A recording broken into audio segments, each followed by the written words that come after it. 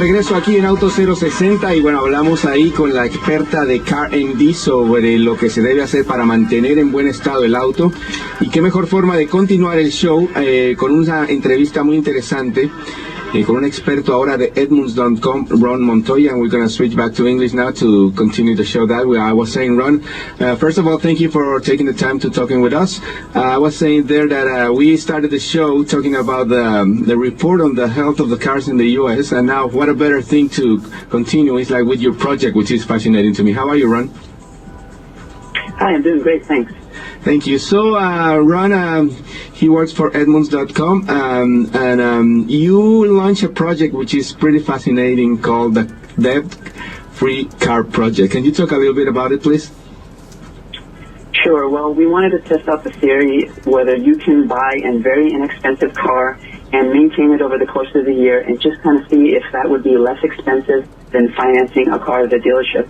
I know a lot of people tend to have problems with credit and, they end up getting into problems and paying higher interest rates. So we thought, why not just buy a car outright? You save up a little bit for it. So we chose a 96 Lexus ES300 that we got for about $3,800 after taxes. And we drove it for about one whole year, and we just took care of it and tracked all the maintenance costs and just kind of wrote about it on a regular basis. Yeah. And you selected the Lexus because of its good reputation and actually good record of maintaining its value, its quality, the performance, or it was just like what fell into your budget? How was the criteria to decide what car to buy? Well, there was a little bit of both. On the one hand, the Lexus shares a lot of parts with the Toyota Camry. This was a Lexus ES300. So we felt like we could get a lot of parts out there available to us. We thought the car looked good. I think the looks held up well for like a 16-year-old car. Yeah. And so it was just a combination of price, reliability, and just, the total package there. Yeah, that's right. We're talking with Ron Montoya, consumer advice editor for Edmunds.com, talking about the Debt-Free Car Project. So, Ron, tell me about it. So you took the car for 1 year and you used it like so any regular person would use it, right? But also you took like a pretty long trip with it too. Yes, one of my colleagues, he drove across the United States and back, which was about 3,000 miles, if not more. And it didn't actually leave him stranded. It did tend to get overheated. At one point, we got that fixed. But generally, he made it. He loved the trip. And it was just a test of that, you don't have to make a sacrifice with this type of a car in the sense that it's only going to take you to work. If you want to take a road trip with it, you can do so. This is just, if you take care of a car, it's going to be, you can have it as a daily driver. You can drive it everywhere you want. Yeah, that's pretty good. So, you said you had the car for a whole year, and then you spent an average about $253 a month in maintenance and repairs, and that's pretty much what you will spend anyway in a new car, right? But this is you pay the car cash, I guess, and that will be the example for the project, and then it's pretty much the amount of money that you will spend. Did you also does this also include insurance and all that kind of stuff? No, unfortunately, we weren't able to track insurance costs because we sort of have our own company insurance. So we weren't able to get the insurance costs, but I was contacted by someone that works for an insurance company that he said, you know what, this model Lexus is actually really cheap to insure, and it's a really recommended car for that. And going back to the maintenance for a second, it actually ended up being a little bit less than the average monthly payment because we sort of pictured someone with poor credit, and we calculated their average monthly payment of being around $357. So, we came in about $100 less than that. And, one of the differences is it's not a monthly payment that you're making to someone, right? It's just for maintenance. So if 1 month you don't want to take care of something, you're not going to get into problems, right? You're just going to not fix that item, and maybe you can put it off to another month. Yeah, although sometimes when you let some little maintenance go a little bit longer, that could be translated into something much bigger down the road, no? Oh, yeah, I agree. There's some things you have to take care of.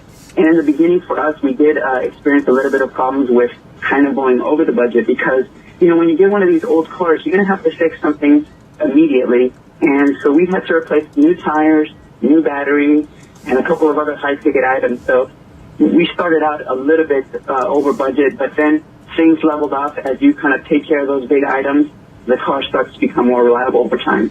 Yeah. So was this the first time you've done something like this? I know Edmunds.com is very active in doing all these test drives on new cars, but I'm not sure if this is the first one that you've done or the first one that I realized that you were doing. So we usually do new cars for one whole year, and in the past we've done a couple of used cars, but they were more like affordable sports cars. So we had a used Corvette, a used BMW M3. But this was sort of mine and my coworkers' idea. We wanted to just go the complete opposite end, just do a car that people who are struggling could identify with, and it proved to be very successful for us, and we definitely have some interest in doing it again. Yeah, it's very interesting because you're right. Even though new cars, you can buy a new car now for about $15,000. Like there's like Fiestas and like Hyundai's, Kias for around that price, but still, some people don't have that kind of money. So it's highly recommended to look for. Well, can you give a few tips of people who are looking into $5,000 cars, what they should look for? Yeah, so if you're looking in a car this price range, I really recommend spending the extra money. It costs about $50 for a vehicle history report. That would be like the Carfax? Yeah, okay. Yeah, like the Carfax, or there's one called AutoCheck.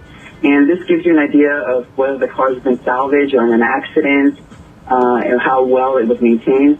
And this will give you a background on the car, so that's a good thing to have. You want to bring a mechanic with you. They probably charge you about $100 to come with you and go take a look at the car and give it a nice inspection.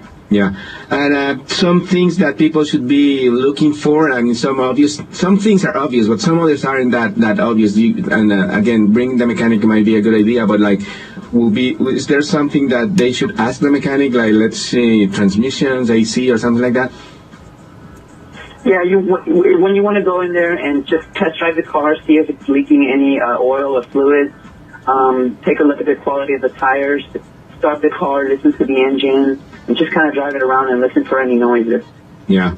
And also, I think it's a good recommendation to give to people to, like, don't expect more than what you're paying for, right? Because, I mean, this in this case was a 15-year-old car, and, like, it's a 15-year-old car after all. Yes, I agree, and I do want to warn people that, ultimately you're buying an old car, so you can't catch everything in the inspection, and just sometimes things are going to break down no matter what. It doesn't mean that the car's unreliable. It's just time takes its toll on everything, and some parts are going to break down over time. Yeah. And at what point should people decide, well, it's not worth fixing this? Because, I mean, you at the end, I see in your report that you sold the car for $2,668. So at one point, it's like a breaking point where it's not worth fixing something, right? Yeah, the general idea is, unless you're spending more than the price of the car in one whole year, that's when it's time to sort of look for something else. But if you're, I tell people like this, even if you have $1,000 repair, that's not going to buy you a new car, right? So sometimes you just have to make some high-ticket repairs in order to keep the car going. But if you see a regular pattern of the car breaking down, every other month or things like that, then that's when you should get rid of it. Yeah, especially if it's the same thing breaking, right? Like if you have like a transmission or high ticket price items, if it's the same thing recurring, like it's a point where like, you know what, cut your losses and go to the next one, right? That's right, but if you just kind of stick with it, it'll at least help you save some money towards the next car, and it might help you buy that one outright as well. Yeah, and so at the end of the project, you saw the car as we mentioned. Any recommendation on whether or where to find information? You mentioned True Market Value, which is part of the Edmunds.com website.